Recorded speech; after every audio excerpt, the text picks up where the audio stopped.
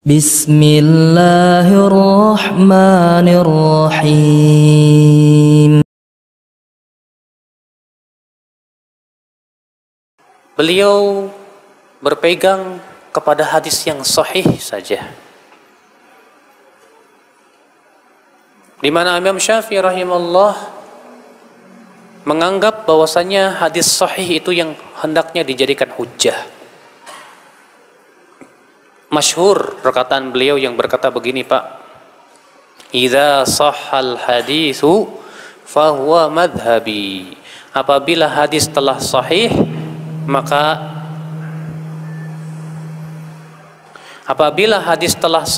maka itulah madhabku.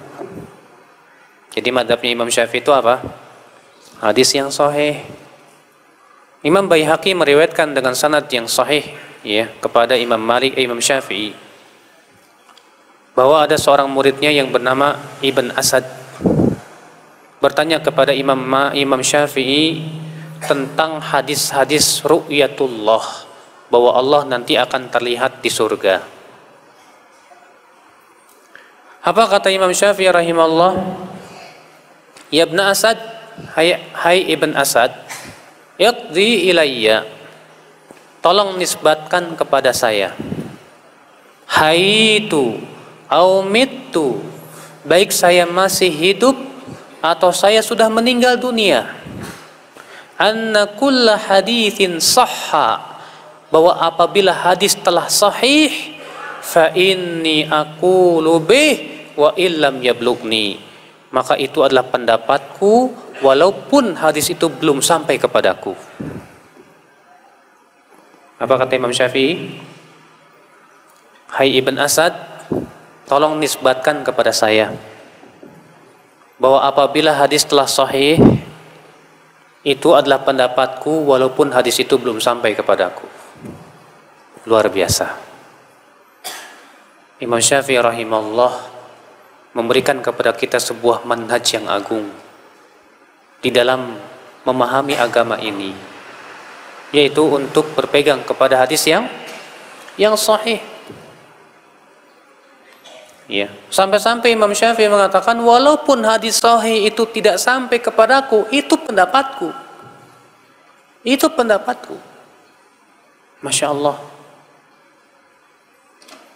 Bahkan Imam Syafi'i rahimahullah, Bapak sekalian, pernah berkata kepada muridnya yang bernama Imam Ahmad bin Hanbal. Imam Ahmad bin Hanbal, insya Allah masyhur, yang kemudian beliau, ya, pendapat-pendapatnya menjadi madhab tersendiri, namanya madhab Hambali. Itu muridnya Imam Syafi'i. Apa kata Imam Syafi'i kepada Imam Ahmad? Ya Ibn Hanbal, wahai Ahmad bin Hanbal, anta akhbar minni bil hadis, kamu itu lebih tahu tentang hadis dari saya. Masya Allah, ya, mana ada guru yang mengakui keutamaan muridnya. Itu menunjukkan ulama terdahulu itu tawadu, Pak. Sampai-sampai Imam Syafi'i mengakui bahwa muridnya yang bernama Imam Ahmad itu lebih tahu, lebih alim dari dirinya tentang hadis. Apa kata Imam Syafi'i? Hai Ahmad, engkau lebih alim, lebih tahu dariku tentang hadis.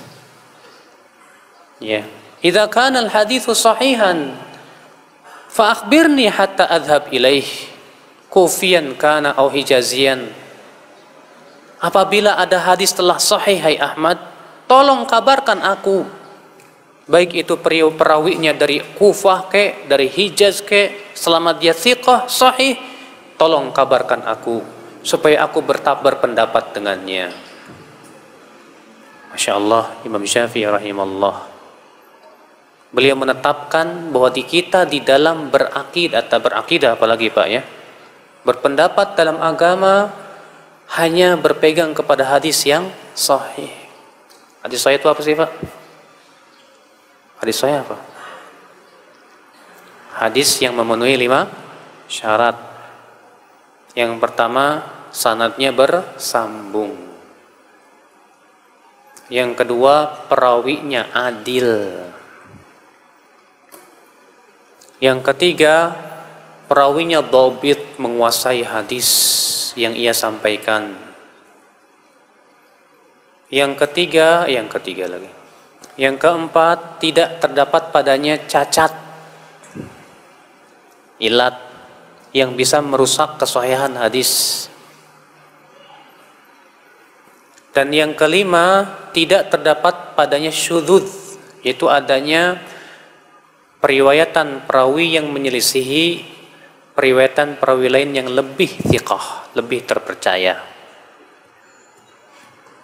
Ini 5 syarat terpenuhinya hadis sahih. Tapi ingat Pak, di zaman sekarang nggak sembarangan, bahkan sangat jarang orang yang bisa menilai hadis ini sahih atau tidak. Mungkin kalau antum saya berikan tugas, kamu coba periksa hadis ini, mana tahu. Ya. Kalau ada orang berkata kepada saya, Ustadz, caranya gimana sih supaya bisa membedakan ini hadis sahih, ini hadis dhaif?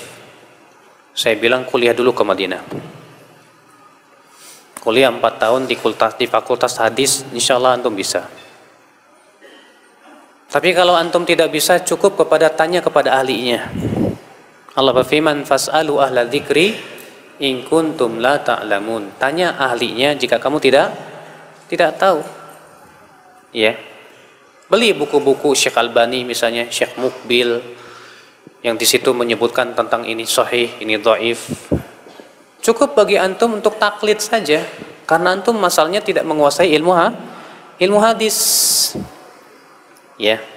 Cukup antum menisbatkan hadis ini disahihkan oleh fulan. Hadis ini disahihkan oleh Imam fulan. Hadis ini disahihkan oleh Syekh fulan, selesai. Setelah itu masalah salah atau tidaknya itu di luar kemampuan saya. Ini kewajiban orang awam, Pak. Tapi kalau antum diberikan oleh Allah kemampuan untuk menilai sendiri, wajib antum menilai sendiri. Iya. Nah, hadis sahih Bapak sekalian adalah merupakan perkara yang sangat penting untuk kita pegang. Karena kata apa? Di Indonesia ini maaf ya, banyak sekali kaum muslimin mengamalkan hadis lemah, bahkan palsu, Pak, palsu. Di Indonesia hadis-hadis yang namanya hadis palsu tersebar, Masya Allah. Bahkan dalam akidah, dalam ibadah, dalam muamalah, banyak kita dapatkan hadis-hadis palsu itu bertebaran di mana-mana. Di mana seseorang terkadang tidak sadar kalau yang dia amalkan itu ternyata hadis lemah, bahkan palsu. Contoh misalnya Pak, sekarang lagi marak batu akik. Mereka bawakan hadis-hadis tentang keutamaan batu akik. Padahal kata para ulama, seluruh hadis yang menyebutkan tentang keutamaan batu akik palsu. Tidak ada satupun hadis yang sahih ataupun hasan ataupun dhaif yang menyebutkan tentang keutamaan batu akik.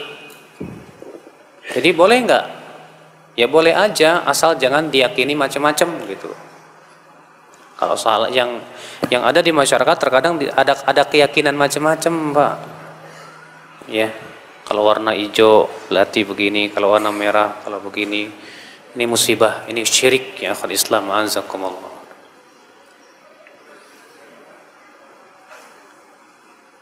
Ikhwatul iman, azakumullah. Contoh lagi hadis palsu apa? Kemarin waktu umroh ada orang berbilang begini, katanya orang yang baru pulang umroh itu 40 hari masih ditemenin malaikat. Hah? Dari mana itu? Hadis riwayat siapa? Ya saya pernah dengar dari siapa? Hati-hati kamu membawakan hadis kamu tidak tahu ini ya. Ya kan dhaif juga hadis. Subhanallah. Rasulullah SAW bersabda, "Man kadzaba 'alayya muta'ammidan falyatabawwa maq'adahu minan nar." Siapa yang berdusta dengan sengaja atas namaku, hendaklah ia mempersiapkan tempat duduknya di mana? Di neraka. Hati-hati Anda membawa hadis. Jangan sampai Anda termasuk orang yang berdusta atas nama Rasulullah SAW. Dalam riwayat Imam Muslim dengan lafaz Rasulullah bersabda, Man haddatsa anni bihaditsin yura annahu kadzibun fahuwa ahadul kadzibain. Siapa yang menceritakan dariku suatu hadis yang masih diperkirakan itu dusta, lalu ia sampaikan, maka ia termasuk salah satu daripada dua orang yang berdusta. Siapa yang dimaksud dua orang yang berdusta? Yang pertama yang membuatnya, yang kedua yang menyampaikannya. Ya, hati-hati. Nah, ini yang diterapkan Imam Syafi'i. Imam Syafi'i menyuruh kita untuk apa? Hadis sahih. Jangan mengambil hadis lemah, jangan mengambil hadis palsu. Apalagi memang terjadi ikhtilaf para ulama, bolehkah mengamalkan hadis lemah? Ya, menjadi dua madhab. Madhab yang pertama dinisbatkan oleh Imam Nawawi bahwa ini pendapat jumhur. Bahkan Imam Nawawi mengatakan ini ijma' para ulama. Walaupun klaim ijma'nya Imam Nawawi ini dibantah oleh banyak ulama seperti Imam Ibnu Hajar al-Asqalani, yaitu bahwa boleh mengamalkan hadis lemah dalam fadilah amal. Dalam apa? Fadilah amal. Bahkan Imam Nawawi mengatakan ini ijma' para ulama, tapi Ibnu Hajar mengatakan tidak ada ijma'. Kenapa? Karena para ulama masih berselisih paham dalam masalah ini. Di mana Imam Bukhari dan Muslim, dan ini yang dibela Imam Yahya bin Ma'in, dan ini pendapat Abu Bakar Ibn al-Arabi, bahwa hadis lemah tidak boleh digunakan sama sekali. Tidak boleh digunakan sama sekali. Al-Hafidh Ibnu Hajar di dalam kitab Tabyinul Ajab fima warada fi fadli Rajab di jilid dan di halaman 3, beliau mengatakan ya, bahwa pendapat yang mengatakan boleh mengamalkan hadis lemah selayaknya untuk diikat dengan 3 syarat. Syarat yang pertama kata beliau, alla yakuna dha'fu syadidan. Lemahnya tidak boleh sangat lemah, apalagi dusta. Sekarang antum bisa gak bedakan ini lemahnya ringan, ini lemahnya berat? Dari mana Anda tahu? Sering kali banyak, bahkan banyak kaum muslimin yang tidak faham apakah ini lemahnya ringan atau lemahnya apa? Berat. Maka dari itu hati-hati. Ini syarat pertama kata Imam Ibnu Hajar rahimahullah, bolehnya mengamalkan hadis lemah. Yang pertama apa? Lemahnya tidak boleh berat. Yang kedua, wajib dia meyakini kelemahan hadis tersebut dan tidak meyakini bahwa itu hukumnya sunnah, tapi dia mengamalkan sebatas kehati-hatian saja. Syarat yang ketiga kata Ibnu Hajar, alla yushahar bih, tidak boleh dimasyhurkan, cukup untuk dirinya saja. Dan 3 syarat ini Pak ternyata tidak dipenuhi oleh orang yang mengamalkan hadis lemah. Bahkan Ali Al-Qari memberikan tambahan lagi, bolehnya mengamalkan hadis lemah apabila asal hadis itu ditunjukkan oleh hadis yang sahih. Ya. Ikhwatul Islam azakumullah.